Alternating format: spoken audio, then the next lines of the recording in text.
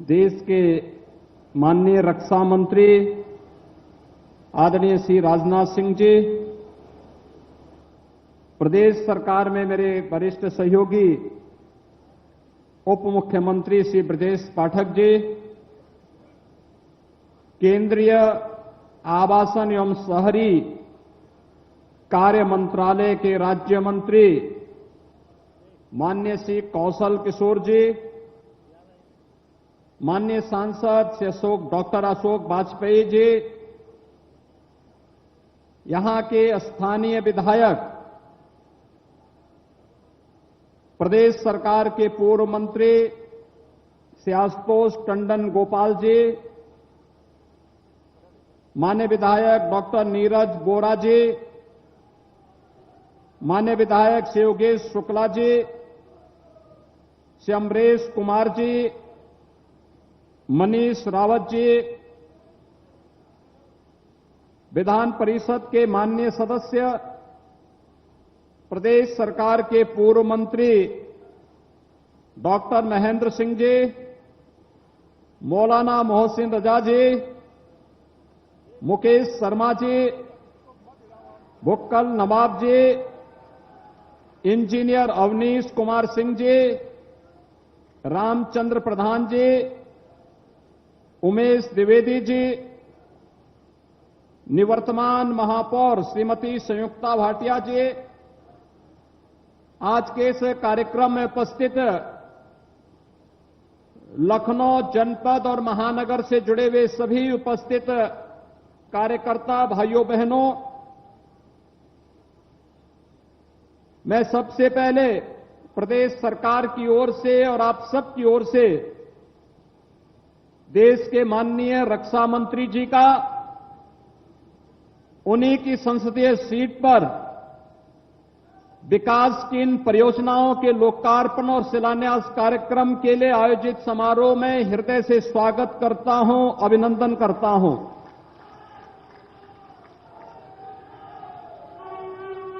आप सब जानते हैं कि लखनऊ को प्रदेश की राजधानी के अनुरूप विकास की योजनाएं मिले। सरदार अटल बिहारी वाजपेयी जी ने कभी ये सपना देखा था और उस समय सांसद के रूप में विकास की उन परियोजनाओं को जमीनी धरातल पर उतारने के लिए तमाम परियोजनाएं लखनऊ को दी थी। शहीद पथ लखनऊ के जीवन की लाइफलाइन आज बनी है। ये उसी समय जब सरदार अटल बिहारी वाजपेयी जी प्रधानमंत्री थे और केंद्रीय सड़क परिवहन और राजमार्ग मंत्री के रूप में आज के रक्षा मंत्री पूरे देश के अंदर सड़क इंफ्रास्ट्रक्चर के लिए कार्य कर रहे थे।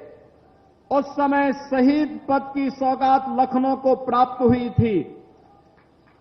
भाइयों बहनों, सरदेश श्री लालजी टंडन जी ने भी लखनऊ के विकास के लिए अपने समय में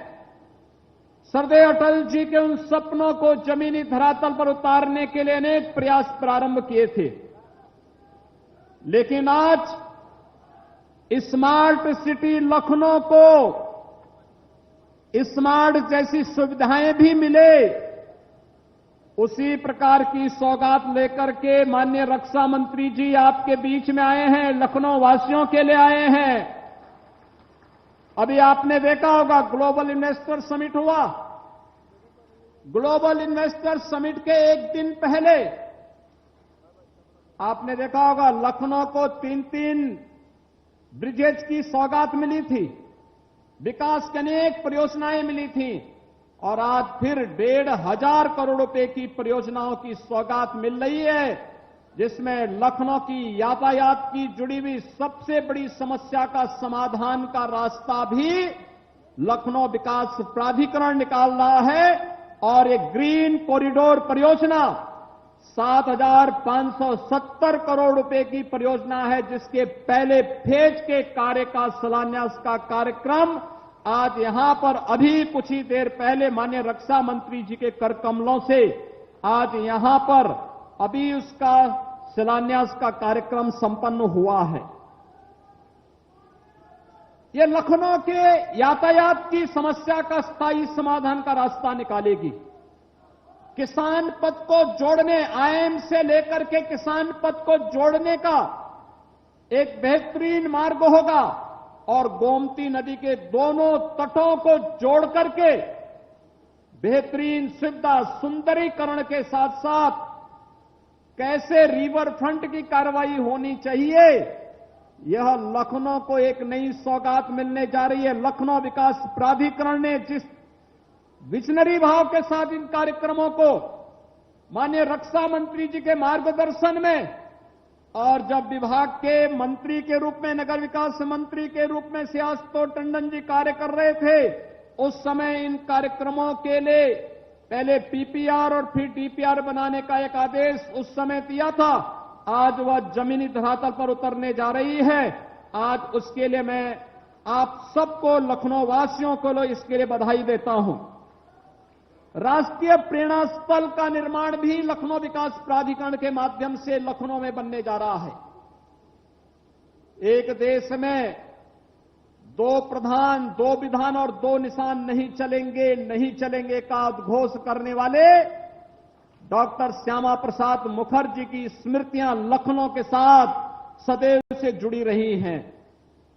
भारतीय जनसंघ के संस्थापक अध्यक्ष के रूप में, देश की संविधान सभा के एक प्रखर सदस्य के रूप में उनका मार्गदर्शन सदैव मिलता रहा है। डॉक्टर श्यामा प्रसाद मुखर्जी राष्ट्रवाद के प्रखर प्रवक्ता के रूप में जाने जाते हैं। तो अंत्योदय की भावना, विकास की योजना का लाभ हर गांव, हर गरीब, हर किसान तक बिना भेदभाव तक पहुंचे, इसके शिल्पी थे पंडित दीनदयाल उपाध्याय जी। पंडित दीनदयाल उपाध्याय जी, डॉक्टर श्यामा प्रसाद मुखर्जी और लखनऊ की आन, मान और शान के रूप में जाने जाने वाले समरसता और समन्वय के आदर्श पुरुष के रूप में, पितृपुरुष के रूप में जाने जाने वाले सरदेव अटल जी की